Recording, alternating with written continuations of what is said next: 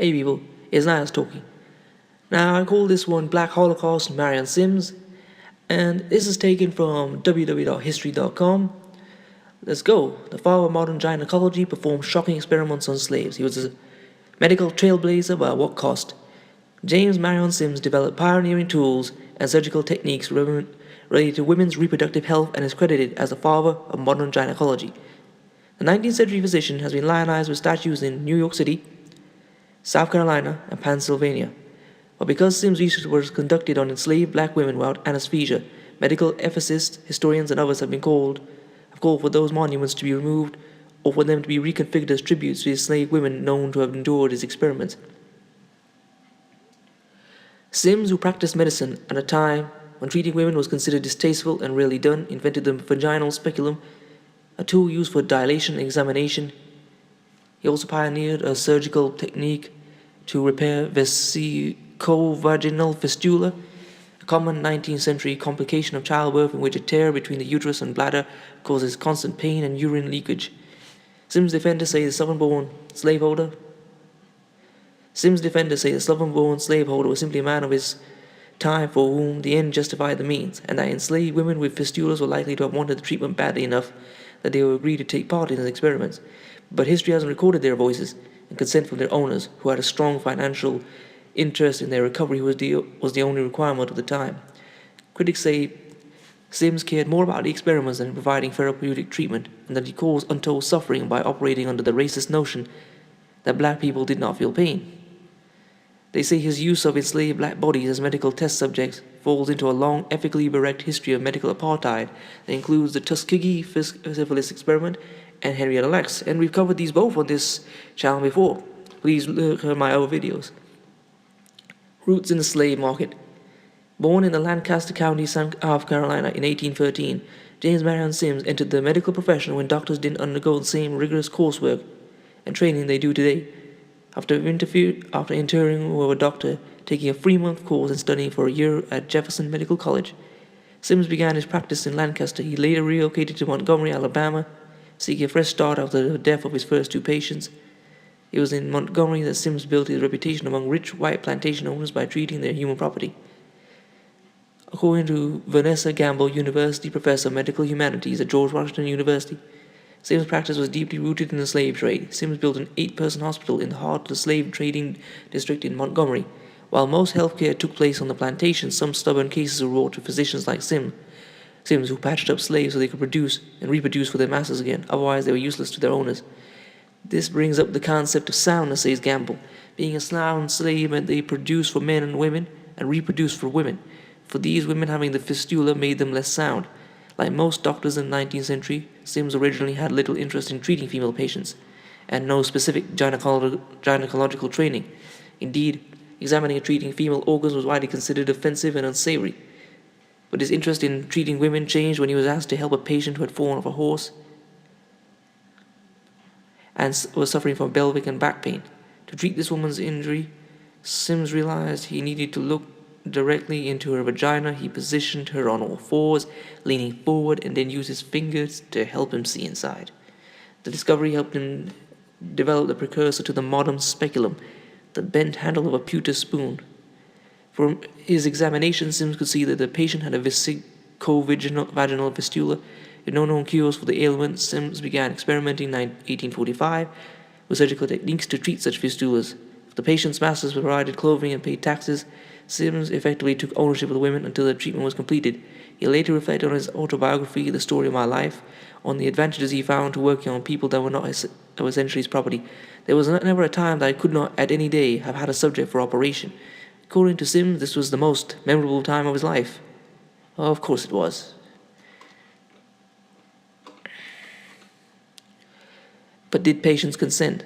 Sims wrote that women had clamored for the operations to relieve their discomfort, but whether they had consented or not was never captured in any of a historical record. As Bettina Judd, assistant professor of gender, women, and sexuality studies at the University of Washington, points out, consent isn't always about whether you can say yes, it's also whether you can say no.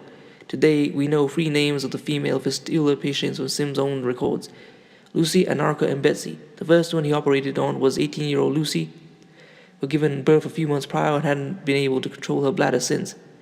During the procedure, patients were completely naked and asked to perch on their knees and bend forward onto their elbows so their heads rested on their hands.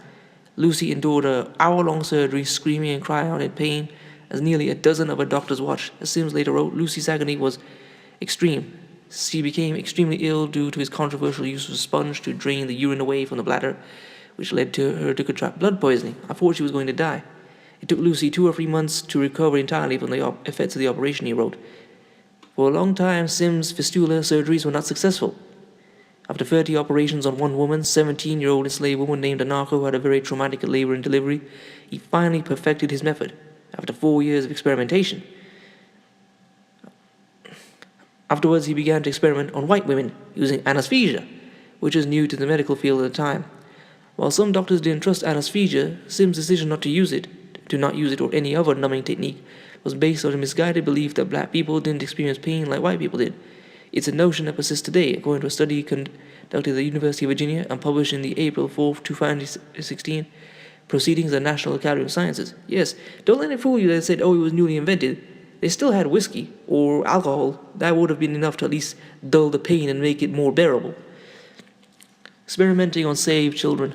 Writer and medical ethicist Harriet Washington says Sims' racist beliefs affected more than his gynecological experiments. Before and after his gynecological experiments, he also tested surgical treatments on enslaved black children in an effort to treat trismus nascentium, neonatal tetanus, with little to no success.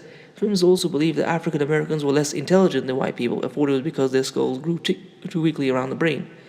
He would operate on African American children using a shoemaker's tool to pry their bones apart and loosen their skulls. Wow, it sounds like Joseph Mengele. In the 1850s, Sims moved to New York and opened the first ever women's hospital where he continued testing controversial medical treatments on his patients. When any of his Sims medical patients died, the blame, according to him, lay squarely with the sloth and ignorance of their mothers and the black midwives who attended them. He did not believe anything was wrong with his methods. Sims' practices ignited controversy during his lifetime, says Washington. The medical community debated his method, and some of his white colleagues even openly objected to his experiments, saying he took things too far.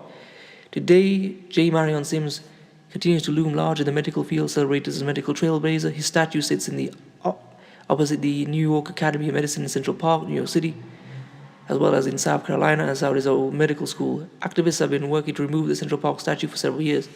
New York City Mayor Bill de Blasio confirmed that Sims' statue is one of the monuments under assessment in his 90-day review of symbols of hate. When I see the statues and memorials to Sims, I see what isn't shown, says Gamble. Debate continues over what should happen to Sims' monument. Gamble argues that simply erasing his history would do society a disservice. It would be so easy to say this history never happened. We need to find a way to acknowledge the free women whose names we know. This isn't a new argument. In 1941, a paper entitled The Negro's Contribution to Surgery, published in the Journal of the National Medical Association, Dr. John A. Kenny of the Tuskegee Institute, all related, Tuskegee syphilis, considered the dean of black dermatology, wrote, I suggested that a monument be raised and dedicated to the nameless Negroes who have contributed so much to surgery by the guinea pig route, without even their knowledge. Kinney was referring to the countless individuals like Lucy, Anarcha, and Betsy, whose stories have been erased from history. Now, I'm sure you were referring to those men who were infected with syphilis, because I'm willing to bet that he knew something about it. In January 2018, the Mayor's Advisory Commission announced their decision to remove and relocate the J. Marion Sims statue. The statue was removed from Central Park on April 17, 2018, and said to be relocated to Greenwood Cemetery in Brooklyn. Its current plaque will be replaced by one that educates the public on the origins of the monument and the controversial, non-consensual medical experiments Sims used on women of color, mostly enslaved black women, the names and histories of the free known women whose bodies were used in the name of medical and scientific advancement by Sims, Lucy, Anarcha, and Betsy will take their rightful place on the new plaque. Well, that was horrific to read. Okay, I hope you've enjoyed this. Well, I don't mean enjoy it. I hope you've learned something from this and gained something. Please comment, rate, share, and subscribe. If you want to support the GoFundMe, I'll leave that in the description. I'll leave my Instagram there. Peace, family.